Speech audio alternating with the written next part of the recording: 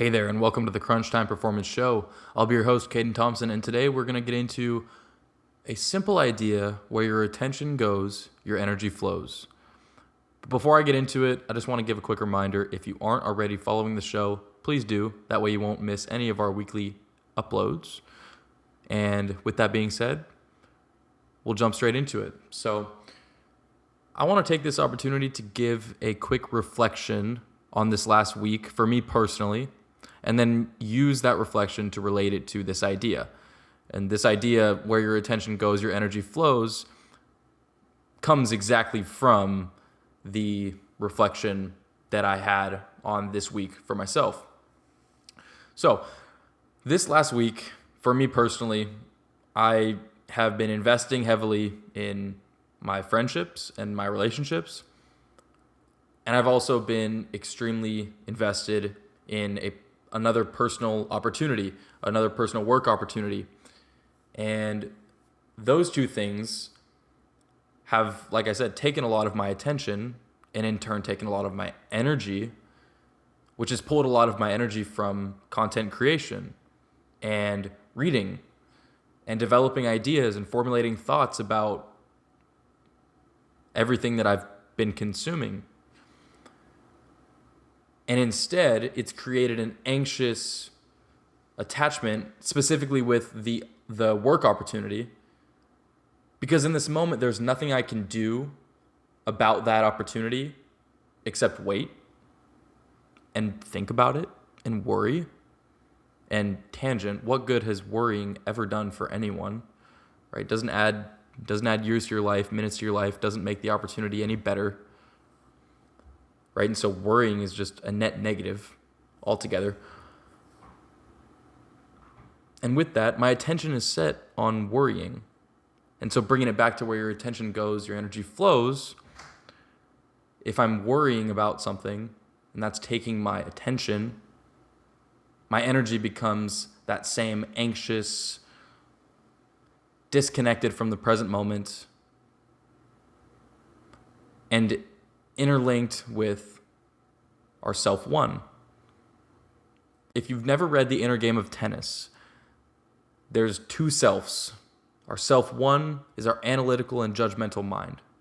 And our self-two is our creative, our intuitive, our observing self. And so going back to what I've been experiencing this week, I've been in what I pulled this from a Drake Davis podcast. He talked about being in survival. And oftentimes that's what we are when we're experiencing our self-one. And I've been in survival. I've been analyzing the opportunity and not able to observe it, right? Being very judgmental over every word that is shared between myself and the people on the other side. And like I said, when we begin to worry, it does us no good. And so the idea of where your attention goes, your energy flows. My energy is flowing negatively. And on the flip side, I've been heavily invested in friendships. And so that's another part of this reflection. And that's been really good for me. I needed that, right? I needed to be pulled away from the work a little bit and reconnect with people that make my life better. And so that's a positive flow of energy, right? And putting my attention on those relationships is extremely beneficial for me. But there's another piece or another part of my attention that's pulling my energy away from work. And like I said, I totally accept it for what it is. And I'm glad that I did it, but I have to recognize that, okay, now my attention has been siphoned from work from multiple different directions, from the work that I'm doing, the content that I've been creating. And now I have no content for the week. And I talk about consistency. It's a huge part of what I believe in. I believe in showing up every single day with intention and focus, to accomplish what you want to accomplish. But if my attention is pulling me in other ways, and my attention's been siphoned away from that consistency in my content, well, I need to have a reflection, and that's where I'm heading now. And find a way to give my attention to those relationships, because those are important, and give some attention to potential opportunities down the line that could be really, really positive for my life, while also allowing myself to give the attention necessary to the work. And that way my energy is flowing through my work, and I'm creating a product that I can appreciate. And when I can appreciate the product, in turn, there will be people who think like me. Right? There's 7 billion people in the world. There will be people like me who also appreciate the work, appreciate the content that's created, appreciate the ideas and the thoughts and the creation of something bigger than just myself. And so it took me a while to have that reflection, and huge shout out to my guy, Mr. Schmidt. If you're listening, I appreciate you.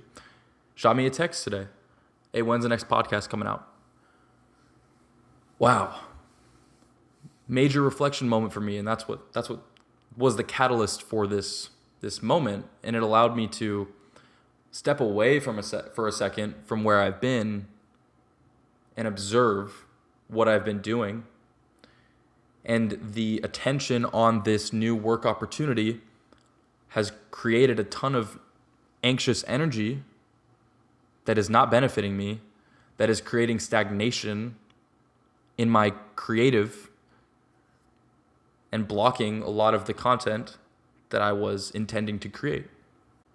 And so the same thing applies in athletics and in our life.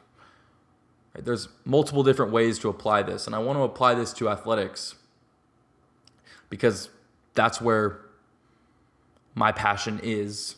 I mean, my passion is helping people, no doubt, but I come from athletics, and I believe in this stuff in its application to athletics. And so when we talk about your attention and where your attention goes, your energy flows, athletes spend a lot of their attention judging their own performance, putting labels on the events that happened. A strikeout is bad, a home run is good. For other sports, like a made three-pointer is good, a dunk is good, a turnover is bad. All the different things that can happen in their sport. You know, they label good, bad. And the energy from judgment works against your game, works against your performance. In the inner game of tennis, there's so many lessons that come from that book, but one of the things it talks about is judgment inhibits your ability to enter self-2. And we perform best in self-2. Drake Davis says, flow state is consciousness without thought. And I love that idea. Because when you think about when you perform your best, right, we call that flow state. What are you thinking about in flow state? What are you feeling in flow state? What are you experiencing in flow state? Now, a lot of athletes say it's almost like they black out. It's like they have no idea what just happened. I mean, I can remember a time for myself, I was speaking with my roommate. I had an incredible a single day, and it was an incredible experience on the college baseball field during our fall preseason scrimmages. You know, coming back from injury, I hit a home run and I hit a double, and it was awesome. It was my first 2 at-bats back, and I couldn't even tell you like anything about that experience except walking out of the field that day and calling my dad and going, oh my God, I just had the craziest day at the field that I've had in so long. I'm so happy. Right? And that's the consciousness without thought. I was there, I was aware, but I almost blacked out for the whole experience and just performed. And that's consciousness without thought. And so going back to your performance in athletics, if you're constantly judging your performance, it's impossible for you to observe for your performance for what it is. You're blocking yourself with the emotions that come from judgment. And there's a really good example in the book, The Inner Game of Tennis. He talks about how he was giving a tennis lesson, and he had 2 or 3 athletes. Now, bear with me if I butcher the story, but you'll understand the premise of it.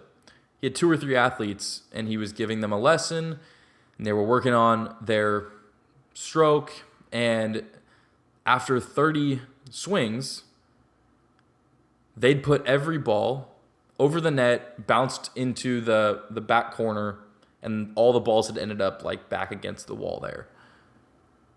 That's a positive outcome. And the coach had said over and over again that he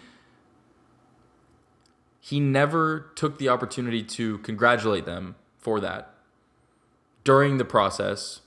Only until after all 30 were hit did he say, look at all the balls, you put them in the perfect spot, you guys did a great job. Not one ended up in front of the net.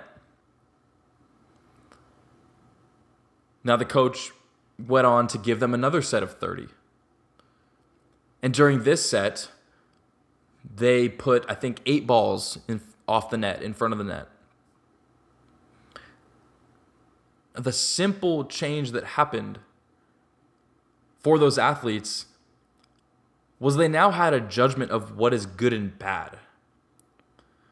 And so they were now making judgments for every swing and preparing themselves for every swing or every stroke to get the good outcome. And that's exactly what it means to be focusing on an outcome as opposed to the process. The coach says in the book that he wants his athletes to focus on things that create awareness for themselves in their space, like cues like, I want you to focus on where your feet are. I want you to focus on the seams of the tennis ball, as opposed to, I want you to focus on hitting the ball over the net, right? And that focus on an outcome,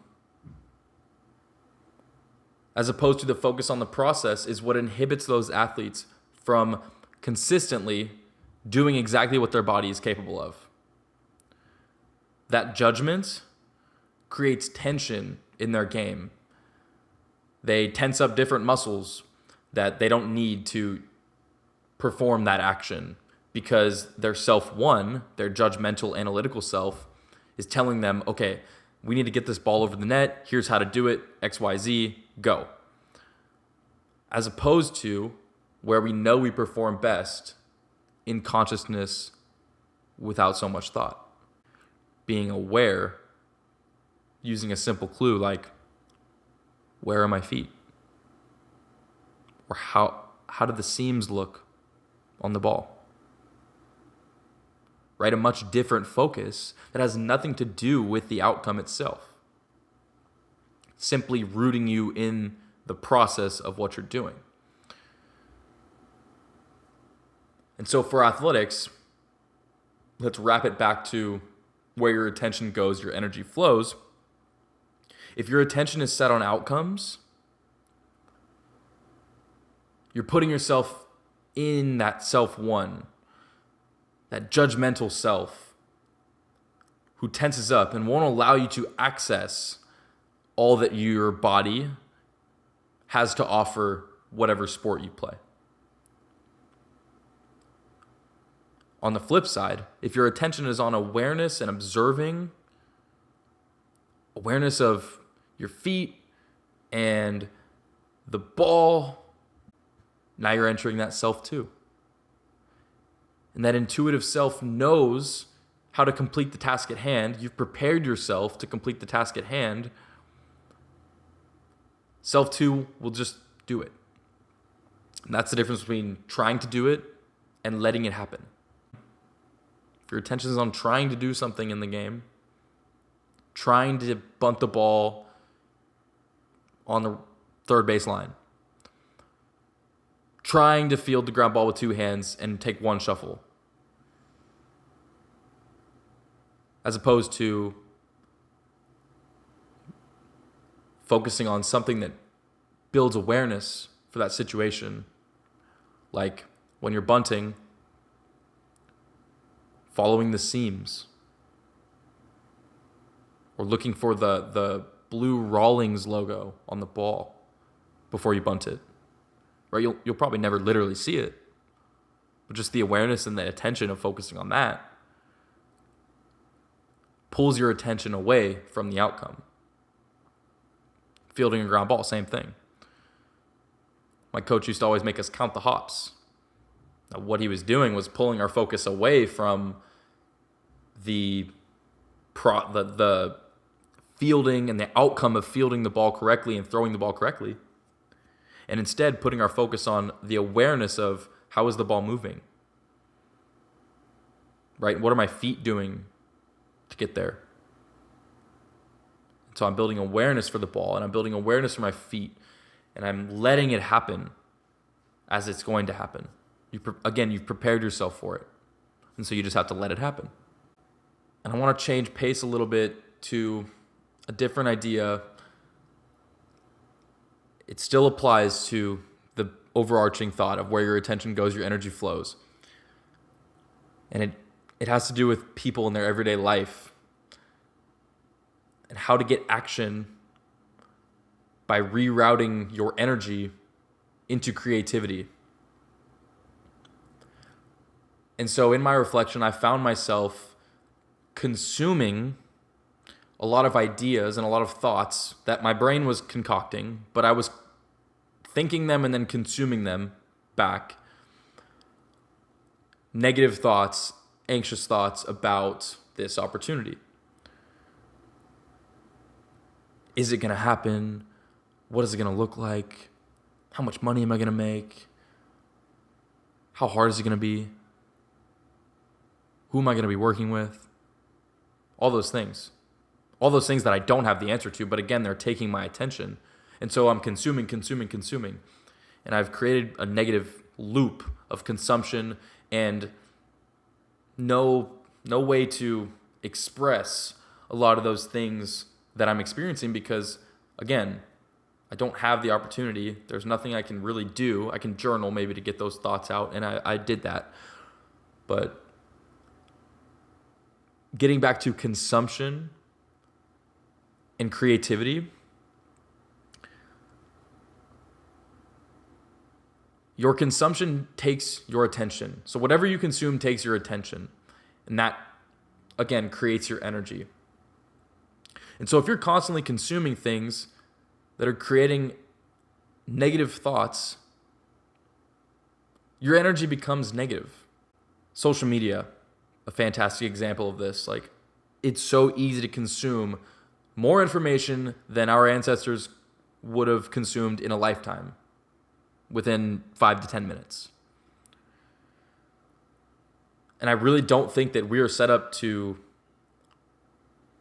handle that amount of information, but that's another topic for another day.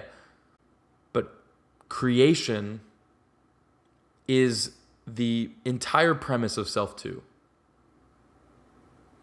Like, it is a top-down view, it's an observation, and it's a creation. It's a greater mind. It's a higher mind. And survival and Self 1 is stuck in that judgment and analysis. That's where consumption can take you. And so I want to emphasize the importance of rerouting your energy into creation. Whatever it is, the focus should be on finding ways to express thoughts and ideas as opposed to consuming. You can't create when you're judgmental and analytical. It's not possible. right? You would judge your creation to death until you wouldn't create.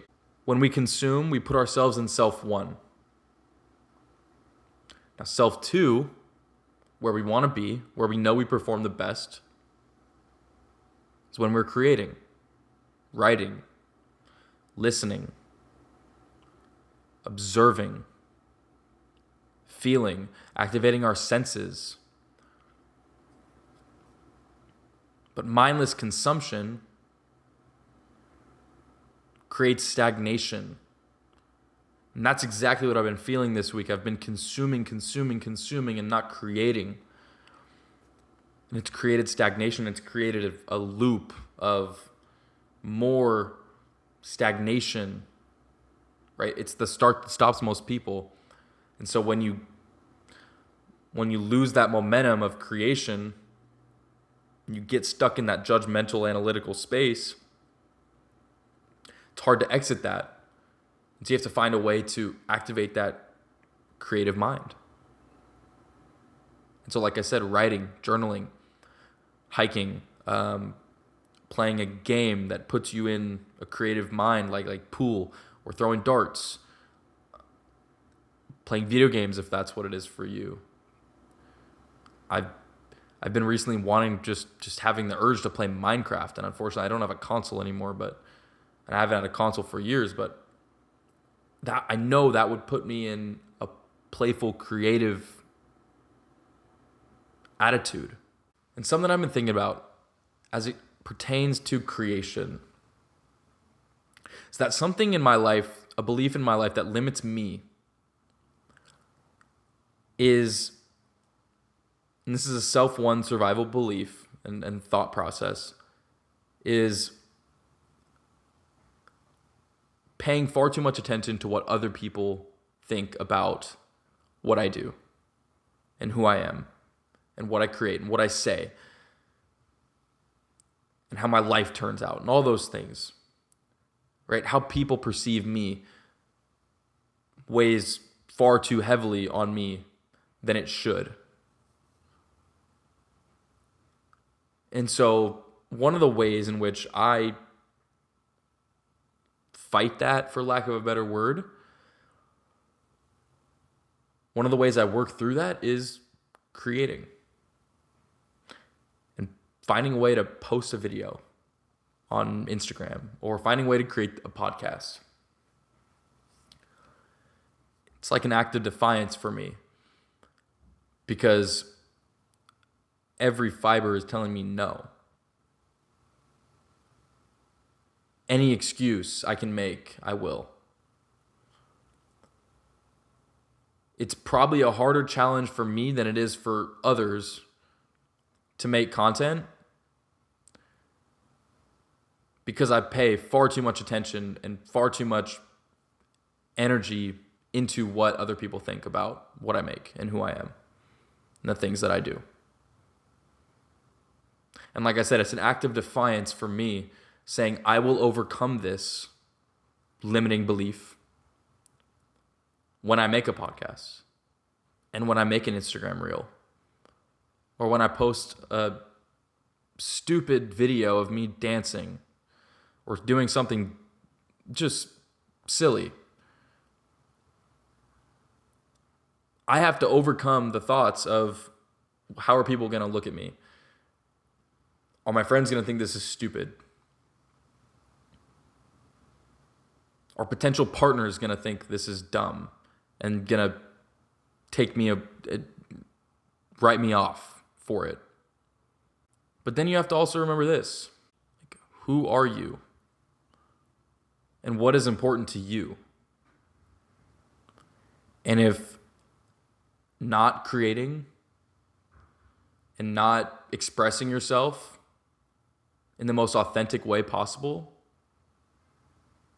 will lead to a relationship that you want, is it truly a relationship that you want? Or is it built on a fake alias that you have now created to get that relationship? Right? And I think a lot of people live in that. Is that what you want from your relationships? To be constructed on a fake representation of who you actually are, that would get pretty tiresome. And relating it back to self 1 and 2, I think you'd constantly be in survival, that anxious, analytical self, constantly judging yourself instead of just being free. And I made a piece about confidence last week and how we don't feel confidence, we do confidence. And kind of the physical pieces that you can will yourself into confidence. And I had a discussion with a coach, and I completely agree with him. So that's partially true. That's partially true. And I told him the deeper connection with confidence comes from complete, authentic expression of who you are.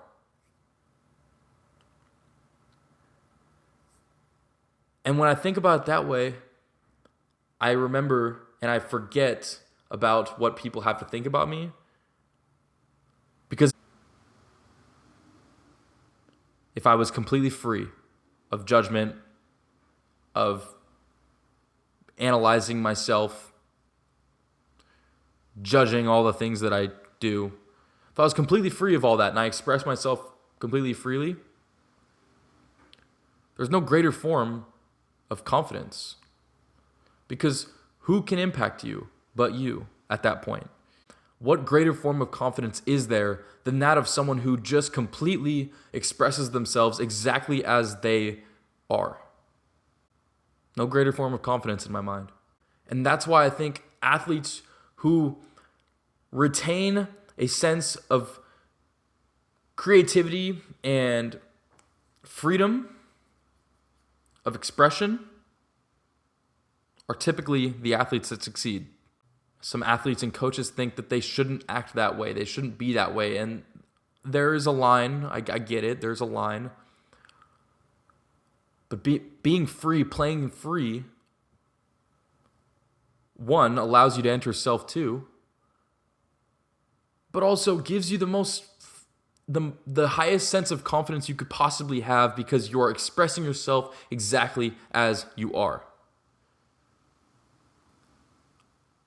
Proving nothing to anyone else, disregarding anything anyone else has to say. That's where I think the highest sense of confidence could possibly come from. And so think about applying this as well to your life. I think about this a lot. One of the areas where I lack is romance. It's a difficult thing to admit, but it's been part of my experience for 4 or 5 years now. Observing it.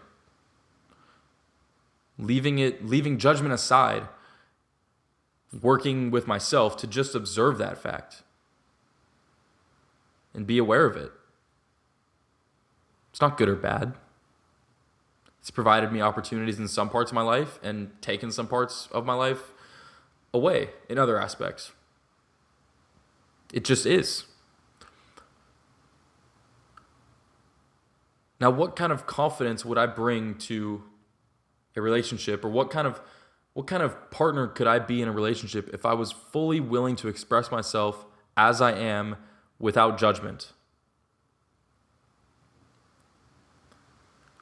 I may not meet the person that I perceive as best, but again, that's self one talking.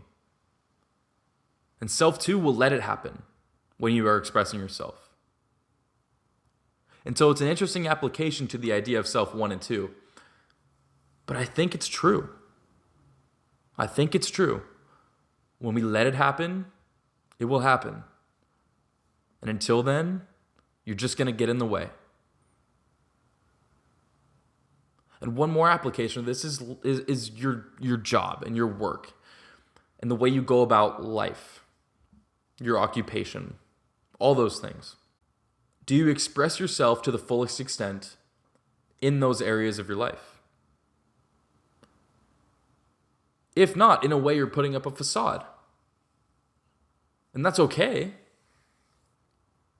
So, and I understand in some aspects of life that is required by society. That's a reality. At a cost of your confidence, in my opinion. If you feel like you can walk into any room and act the way that you believe is fully you, without judgment, who can bring you down? No one in that room. No one outside of that room. And so what if you don't get the job or close the deal? You're just expressing you. And that lack of opportunity in one area creates a new opportunity in another area that you wouldn't have seen unless you were, one, observing the experience as it is without judgment, and two, expressing yourself to the fullest extent, again, without judgment. And the emphasis here is judgment gets in the way. And going back to where your attention goes, your energy flows. If your attention is on judgment, you're getting in your own way. In all aspects. Reflecting on this week for me, I was judging myself for not doing some of the things related to content and work that I typically do, which was then creating that negative energy that I talked about earlier, and prohibiting me, stopping me from doing the content. As weird as that sounds. Because the judgment started to come in, oh, you're a fraud. You don't show up every day. You talk about being consistent, but you don't show up every day. Stop posting. I actually had the thought about deleting every single video that I've ever uploaded and deleting Instagram. I had that thought, and it was real. Now, who's speaking there? That's the self one. That's the survival part of me. That's the judgmental part of me saying, you're a fraud. You're fake. You're not consistent. You talk about consistency.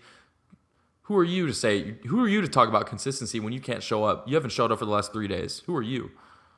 Talk about consistency. Get out of here. Self one. And it seriously took a text from a friend to pull my head out of my butt and observe the situation for what it was and say, wow, I got away from the things that were keeping me creative. To get back to those things without judgment, like just be aware in those things. Listen to that same music you were listening to. Write in the book, write in the journal. Open up a Google Doc and write. Give yourself the opportunity to express some ideas that you have about these things. The interesting thing is, this is the first time I've ever gone into a podcast with this little preparation. I have 6 bullet points. 6 bullet points of maybe 15 words each total, at the most. And to me, this is the most I've ever said and expressed myself in a podcast episode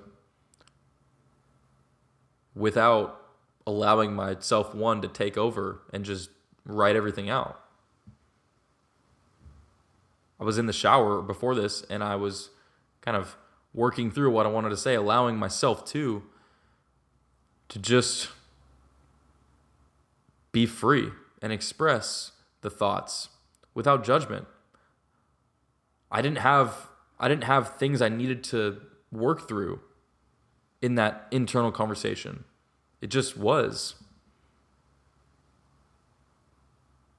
A lot of times during my podcast episodes, it becomes a self-one endeavor.